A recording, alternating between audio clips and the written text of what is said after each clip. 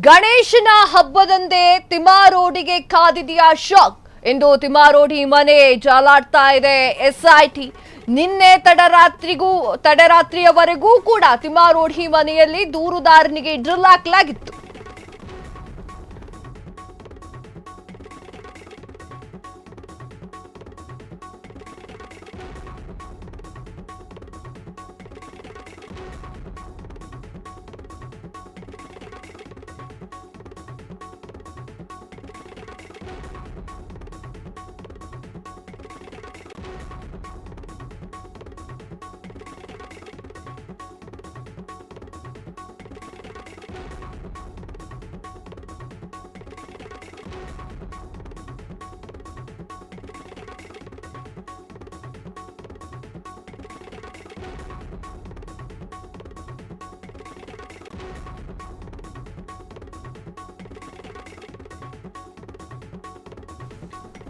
ತಿಮಾರೋಡಿಗೆ ಗಣೇಶನ ಹಬ್ಬದಂದು ಕಾದಿದೆಯಾ ಶಾಕ್. ಇಂದು ತಿಮಾರೋಡಿ ಮನೆ ಜಾಲಾಡುತ್ತಾ ಎಸ್ಐಟಿ.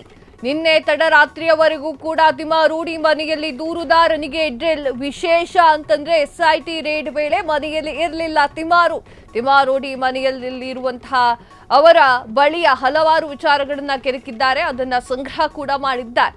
ಇಂದು ಕೂಡ ತಿಮಾರೋಡಿ ಮನೆಯಲ್ಲಿ ಎಸ್ಐಟಿ ಮಹಜರು ಸಾಧ್ಯತೆಗಳಿದೆ. ಎಸ್ ವೀಕ್ಷಕರೇ, ಧರ್ಮಸ್ಥಳ ಕೇಸ್ ಪ್ರಕರಣಕ್ಕೆ ಸಂಬಂಧಪಟ್ಟಂತೆ ಈಗಲೂ ಹೇಳ್ತಾ ಇದ್ದೆ ನಾನು, ಏನು ನನ್ನ ತಿಮಾರೋಡಿಗೆ ಸಂಕಷ್ಟ ತಪ್ಪಿದ್ದಲ್ಲ.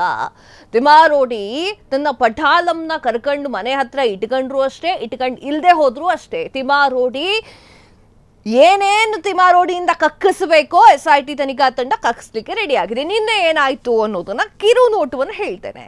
ನಿನ್ನೆ ಏನಾಯ್ತು ಅಂದ್ರೆ ಎಸ್ಐಟಿ ತನಿಖಾ ತಂಡ ವಿತ್ ಆರ್ಡರ್ ಅಲ್ಲಿ ತಿಮಾರೋಡಿ ಮನೆಯನ್ನ ಸರ್ಚ್ ಮಾಡುತ್ತೆ. ಸರ್ಚ್ ಮಾಡಬೇಕಾದ್ರೆ 4 ಡಾಕ್ಯುಮೆಂಟ್ಸ್ ಸಿಗುತ್ತೆ. ಅದಕ್ಕೆ ಆ ಒಂದು 4 ಡಾಕ್ಯುಮೆಂಟ್ಸ್ ಅಲ್ಲಿ ಪದ್ಮಲತಾ ಡಾಕ್ಯುಮೆಂಟ್ಸ್ ಕೂಡ ಒಂದು. ಪದ್ಮಲತಾ ಯಾರು?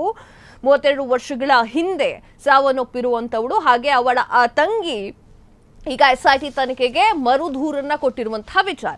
ಸೊ ಈಗ ಪದ್ಮಲತಾ ಅವರ ಆ ಒಂದು ಡಾಕ್ಯುಮೆಂಟ್ ಸಿಗುತ್ತೆ. ತದಾದ ನಂತರ CCTV ಫುಟೇಜ್ ತೆಗೆದುಕೊಂಡು ಹೋಗ್ತಾರೆ ಎಸ್ಐಟಿ ತನಿಖಾ ತಂಡ. ಹಾಗೂ ಈ ದೂರುದಾರ ಇದ್ನಲ್ಲ ಚಿನ್ನಯ್ಯನ ಮೊಬೈಲ್ ಕೂಡ ಅವರ ಮನೆಯಲ್ಲಿರುತ್ತೆ. ಆ ಮೊಬೈಲ್ ಅನ್ನು ತೆಗೆದುಕೊಂಡು ಹೋಗ್ತಾರೆ. ಹಾಗೆ ಚಿನ್ನಯ್ಯ ಮೊದಲೇ ಹೇಳಿದ್ದ, ನಾನು ಇವರ ಸುಪರ್ದಿಯಲ್ಲಿ ಇರಬೇಕು ಅಂತಂದ್ರೆ ಎಷ್ಟೋ ಜನ ಅನುಮಾನವನ್ನ ವ್ಯಕ್ತಪಡಿಸ್ತಾ ಇದ್ರಲ್ಲ, ತಿಮಾರೋಡಿ ಅವರ ಮನೆಗೆ ಹೋಗ್ತಾನೆ ಅಂತ ಹೇಳಿ. ಎಸ್, ಆತ ಮೊದಲೇ ಹೇಳಿದ್ದ. ಹಾಗೆ ಪೊಲೀಸರು ಕೂಡ ಆತನನ್ನ ಅವರ ಮನೆಗೆ ತೆಗೆದುಕೊಂಡು ಹೋಗಿ ಬಿಟ್ಬಿಟ್ಟು ಬರ್ತಿದ್ರು. ಸೊ ಆ ಒಂದು ನಿಟ್ಟಿನಲ್ಲಿ ಇವತ್ತು ಕೂಡ ತಿಮಾರೋಡಿ ಅವರ ಮನೆಯನ್ನ ಸರ್ಚ್ ಮಾಡುವಂತಹ ಸಾಧ್ಯತೆಗಳಿದೆ. ನಾನು ಹೇಳೋದೇನು ಅಂತಂದರೆ, ಹಬ್ಬ ಹರಿದಿನ ಅಂತ ಹೇಳಿ ಎಸ್ಐಟಿ ತನಿಖಾ ತಂಡಕ್ಕೂ ಇರುತ್ತೆ ರೀ. ಅವರು ಫ್ಯಾಮಿಲಿ ಮ್ಯಾನ್ ಆಗಿರ್ತಾರೆ. ಅವರು ಕೂಡ ಹಬ್ಬ ಹರಿದಿನಗಳನ್ನು ಮಾಡಬೇಕು. ಗೌರ್ಮೆಂಟ್ ಹಾಲಿಡೇದಲ್ಲಿ ಡೌಟ್ ಇದೆ ಇವತ್ತು ಎಸ್ಐಟಿ ತನಿಖಾ ತಂಡ ಅವರ ಮನೆಗೆ ನುಗ್ಗೋದು. ಸೊ ನಾಡಿದ್ದು ಅಥವಾ ಆಚೆ ನಾಡಿದ್ದು ಪಕ್ಕ ಎಸ್ಐಟಿ ತನಿಖಾ ತಂಡ ಮತ್ತೊಮ್ಮೆ ಮಹಜರು ಮಾಡುವಂತಹ ಅಷ್ಟು ಸಾಧ್ಯತೆಗಳಿದೆ. ಇನ್ನು ಈ ವಿಚಾರಕ್ಕೆ ಸಂಬಂಧಪಟ್ಟಂತೆ ಸಾಕಷ್ಟು ಸಾಕ್ಷಿಗಳನ್ನ ಇಟ್ಕೊಂಡಿದ್ದೀನಿ. ಧರ್ಮಸ್ಥಳ ಫೈಲ್ಸ್ ಸಂಬಂಧಪಟ್ಟಂತೆ ನಾನೇನು ಅವನಿಗೆ ಹೇಳ್ಕೊಟ್ಟಿಲ್ಲ, ಆತನೇ ಬಂದಿರೋದು ಅಂತ ತಿಮಾರೋಡಿ ಹೇಳಿದ್ರೆ, ಆ ಚಿನ್ನಯ್ಯ ನನ್ನನ್ನು ಬಿಟ್ಟುಬಿಡಿ, ನನ್ನ ಹಿಂದಿದ್ದವ್ರ ಹೆಸರೆಲ್ಲ ಹೇಳ್ತೀನಿ ನಾನು, ಅವ್ರನ್ನ ಹಿಡ್ಕೊಳ್ಳಿ, ನನ್ನನ್ನು ಬಿಟ್ಟುಬಿಡಿ ಅಂತ ಹೇಳಿ ಗೋಗರಿತಾ ಇದ್ದಾನೆ ಎಸ್ಐಟಿ ತನಿಖಾ ತಂಡ. ಅಲ್ಲ ಮಾರಯ್ಯ, ನಿನಗೆ ಗೊತ್ತಿರಲಿಲ್ವಾ?